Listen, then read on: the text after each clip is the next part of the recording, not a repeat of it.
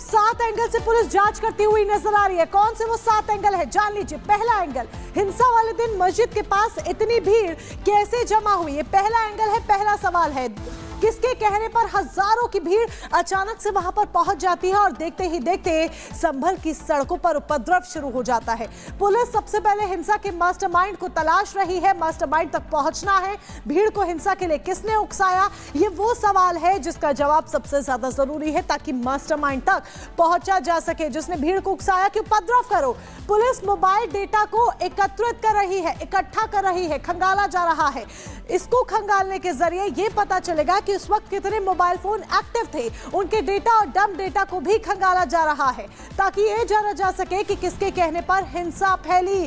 Call logs check किए जाएंगे। हिंसा के दौरान तोड़े गए सीसीटीवी को भी खंगाला जा रहा है, ताकि उसमें जो कुछ भी कैद हुआ था तोड़फोड़ से पहले उस पिक्चर को देखा जा सके, उन तस्वीरों को देखा जा सके और उसके जरिए और भी कई अहम सुराग हाथ लग सके। कैमरे के डीवीआर जब्त कर फुटेज रिकवर किया जा रहा है कि तमाम फुटेज को रिकवर किया जा सके, ताकि सबूत मिटाने वाले दंगाइयों की पहचान हो सके। दंगों की प्लानिंग क्या पहले से की गई थी, ये सवाल बार बार उठ रहा है, क्योंकि जिस तरह की स्थिति उत्पन्न होती है उसके बाद ये सवाल लाजमी भी है कि क्या दंगों की प्लानिंग पहले से की गई थी। इसीलिए बार बार ये सवाल उठ रहा है कि क्या ये सब कुछ प्री प्लान था। अब तक 27 मोबाइल फोरेंसिक लैब भेजे गए हैं। चौथा एंगल हम आपको बता रहे हैं, फोन से डिलीट डेटा को रिकवर किया जा रहा है। एक एक डेटा को रिकवर करने की कोशिश, ताकि दंगों की प्लानिंग को लेकर जानकारी मिल सके, सारी इंफॉर्मेशन एकत्रित की जा सके, कलेक्ट की जा सके। सोशल मीडिया पोस्ट को भी खंगाला जा रहा है कि कहीं सोशल मीडिया का सहारा तो नहीं लिया गया था भड़काने के लिए, लोगों को उकसाने के लिए। कुछ सोशल मीडिया हैंडल्स की पहचान की गई है। इनके पोस्ट और वीडियो मैसेज की जांच हो रही है, ताकि यह जाना सके कि कहीं अफवाह तो नहीं फैलाई गई किसी भी तरह की, पोस्ट और वीडियो से लोगों को भड़काया तो नहीं गया। आरोपियों की पहचान के लिए सोशल टीम भी बनाई गई है, जो ये सब कुछ कर रही है, सोशल मीडिया डेटा को खंगालती हुई नजर आ रही है। छठा एंगल, ये टीम उस दिन के हर वीडियो तस्वीर को खंगाल रही है। CCTV, mobile phone, mobile videos, drone footage की जांच की जा रही है, ताकि सब कुछ समझ में आ सके। हिंसा के बाद स्थानीय लोगों से भी पूछताछ की जाएगी और ये भी आपको बता दें, पुलिस स्थानीय लोगों के बयान को दर्ज करेगी। ये 7वां एंगल, ताकि उनके जरिए भी जानकारी कलेक्ट हो सके, ताकि हिंसा का एक एक एंगल पता चल सके।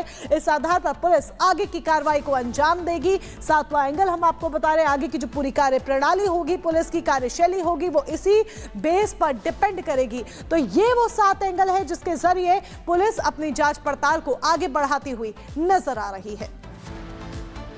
संभल में जिस तरीके से याचिका लगाई जाती है, कहा जाता है कि वहां पर हरिहर मंदिर है और उसके बाद कोर्ट के द्वारा आदेश दिया जाता है कि वहां पर जाकर के सर्वे किया जाएगा। इसी तरीके से एक और धार्मिक स्थल को लेकर के याचिका लगाई गई है। अब कोर्ट ने इस याचिका को जैसे ही स्वीकार किया, एक बार फिर से मुस्लिम समाज भड़क गया है और ये एक ऐसा धार्मिक स्थल है जिसकी पहचान देश विदेश तक है। देश विदेश से लोग घूमने आते हैं। अब कौन सी है ये जगह, कौन सा है ये धार्मिक स्थल जिसे लेकर के विवाद बढ़ रहा है, इस रिपोर्ट में देखिए।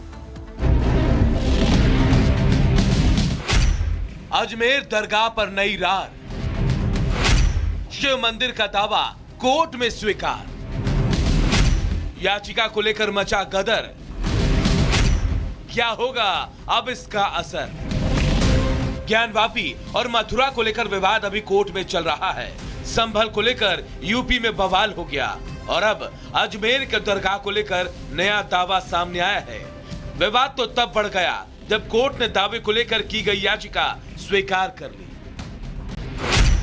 अजमेर दरगाह में शिव मंदिर होने के दावे वाली याचिका को कोर्ट में स्वीकार कर लिया गया है।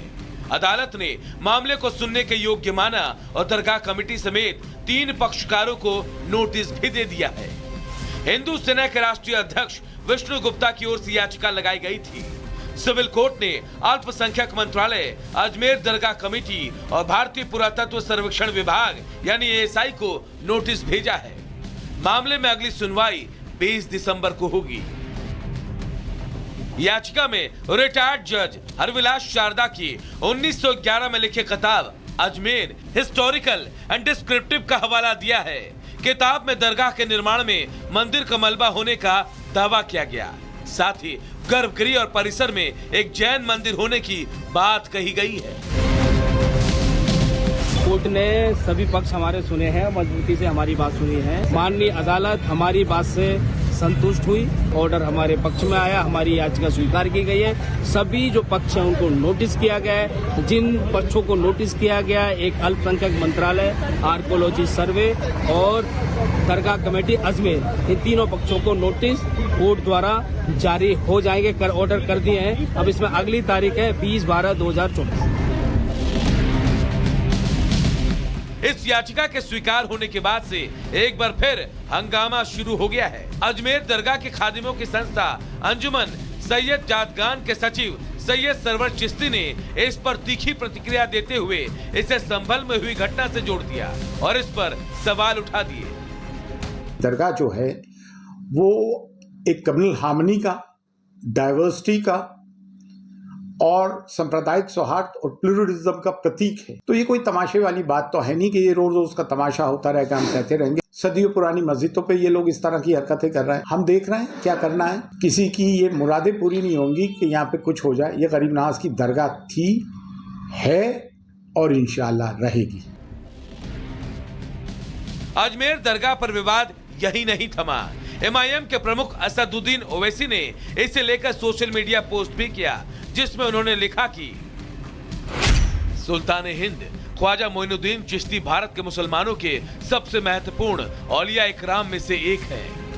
उनके यहाँ सदियों से लोग जाते रहे और जाते रहेंगे इंशाअल्लाह। कई राजा महाराजा बादशाह आए और गए, लेकिन ख्वाजा अजमेरी की धरती आज भी आबाद है।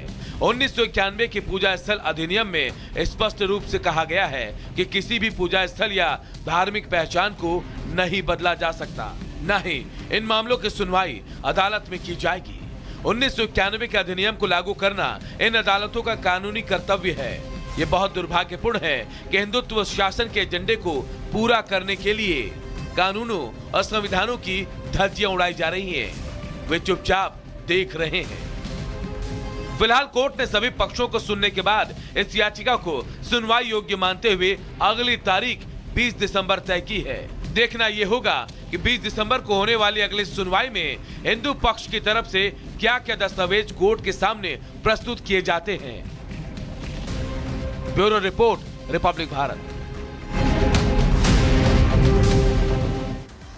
तो इस याचिका को स्वीकार कर लिया गया है, सुनवाई योग्य माना गया है। 20 दिसंबर को सुनवाई होगी। लेकिन अब आपको बताते हैं कि आखिरकार हिंदू पक्ष की तरफ से दावा क्या किया गया है। हिंदू पक्ष का दावा यह है कि दरगाह की जमीन को लेकर के उनके द्वारा याचिका डाली गई है। उनका कहना है कि पहले भगवान शिव का वहां मंदिर हुआ करता था, उस मंदिर को तोड़ करके उसी मिट्टी का इस्तेमाल किया गया, मंदिर में पूजा और जलाभिषेक होता था। ये 1911 की एक किताब का हवाला लेकर के ये याचिका डाली गई है। अजमेर निवासी हरविलास ने ये किताब लिखी थी 1911 में और पुस्तक में दरगाह के स्थान पर शिव मंदिर होने का जिक्र उनकी उस किताब में मिलता है। अब दरगाह परिसर में मौजूद मंदिर के मलबे के अंश हैं। 75 फीट लंबे बुलंद दरवाजे के निर्माण में जो अंश मिले हैं उसे भी कहीं ना कहीं इस याचिका में शामिल किया गया है।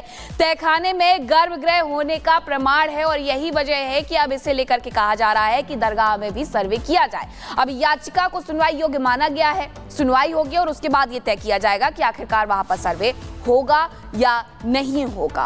अब आगे बढ़ेंगे, खबरों में आपको दिखाते हैं 2 मिनट में भारत।